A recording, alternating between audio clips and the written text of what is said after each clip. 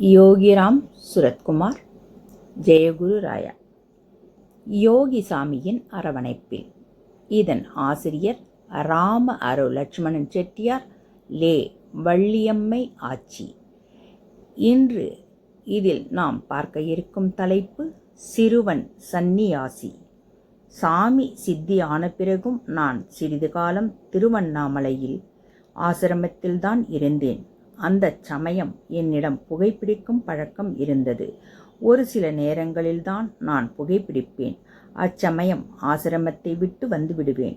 அப்படி ஒருமுறை ஆசிரமத்திற்கு வெளியில் புகைப்பிடித்து கொண்டிருந்த சமயம் ஒரு தம்பதியர் கண்கலங்க என் முன் வந்து நின்றனர்.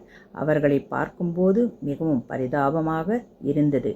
மனத்தில் நீங்கா வேதனையுடன் அழுது வீங்கிய கண்ணில் துயர ரேகைகள் படர்ந்து இருந்தன. எதையோ இழந்து விட்டார்கள் என்பதை அவர்களின் கண்கள் உரைத்தன. அவர்கள் என் முன் நின்று, ஐயா, எங்களது மகனை காணவில்லை. இங்கு பார்த்தீர்களா? உங்களுக்கு தெரிந்தால் கொஞ்சம் கூறுங்கள் என்று அவர்களது மகனின் அடையாளங்களை சொல்லி மன்றாடினர். அவர்களின் நிலையுணர்ந்த நான் அவர்களிடம், நீங்கள் என்னிடம் கண்ணீர் சிந்துவதை விட பகவானிடம் சென்று பிரார்த்தனை செய்யுங்கள். அவரால்தான் உங்கள் கண்ணீரை மட்டுமின்றி துன்பத்தையும் சேர்த்து துடைக்க முடியும் என்று கூறி பகவானின் சிலையை காட்டி பிரார்த்தனையை செய்யச் சொன்னேன்.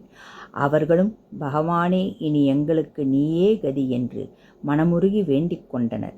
சாமியை வணங்கியதும் அவர்கள் மனத்தில் ஒருவித அமைதி நிலவியது போலும் தங்கள் அழுகையை நிறுத்தினர். உடலாலும் மனத்தாலும் மிகவும் சோர்ந்து போன அவர்கள் வீடு திரும்பினர். பகவானிடம் செய்த பிரார்த்தனை பலிக்காமல் போகுமோ? பகவானிடம் நியாயமாக கேட்கும் எதுவும் கிடைக்காமல் தான் போகுமோ? நாம் செய்யும் பிரார்த்தனை உண்மையாக இருந்து நாம் கேட்பது நியாயமானது என்றால் உடனே கிடைத்து விடும்தானே? அதுபோலவே அத்தம்பதியரின் பிரார்த்தனை பலித்தது. மறுநாள் காலையில் அத்தம்பதியர் பகவானை பிரார்த்தனை செய்ய ஆசிரமத்திற்கு வந்தனர்.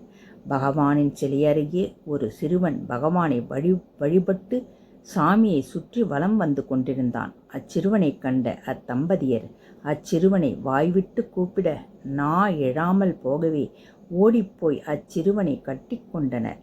இதனை கண்ட எனக்கு ஆச்சரியம் மேலோங்கியது.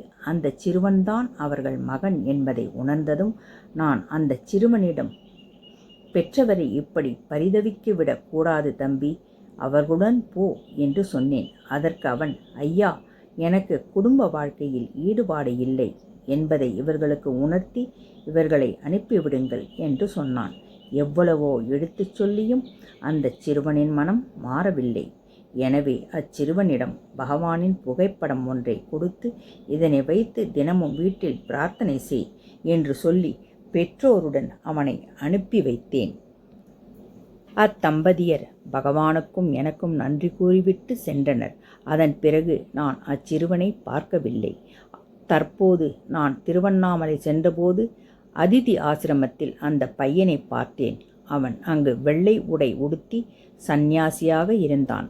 அந்த பையனை கண்டதும் அவரிடம், தம்பி, என்னை அடையாளம் தெரிகிறதா என்று கேட்டேன். அதற்கு அவர், ஐயா, உங்களை அடையாளம் தெரியாமலா? இன்றைக்கும் நீங்கள் கொடுத்த பகவானின் படத்தை என் பையிலேயே வைத்திருக்கிறேன் என்று கூறினார். ஒருவருக்கு கடவுளின் மேல் உள்ள ஈடுபாட்டை யாராலும் மாற்ற முடியாது என்பதனை உணர்ந்து கொண்டேன். யோகிராம் சுரத்குமார். ஜெயகுரு ராயா. பகவானின் நிழலில் அரவணைப்பில் என்றும் நாம்.